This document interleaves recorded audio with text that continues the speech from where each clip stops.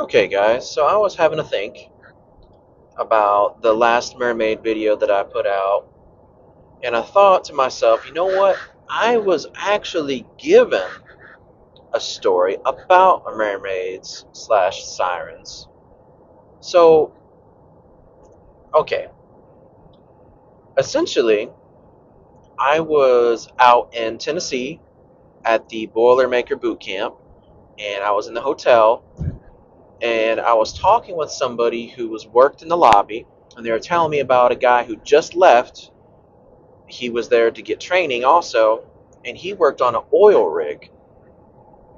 Now, the story that was told was while they were working at night on the oil rig, they always heard every single night singing.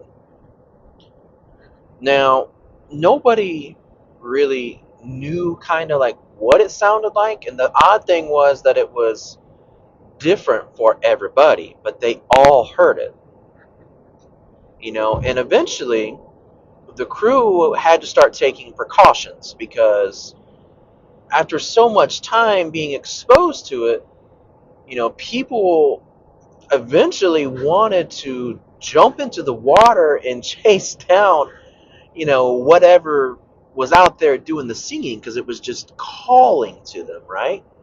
And obviously, if you jump off from an oil rig, that's going to hurt a lot. But like I said, they had to take precautions, for the safety. And essentially, what they did was they pretty much made it so that if you were working night shift, you could only do it for a couple days before you had to be rotated out for the next group of folks. And I find that extremely interesting.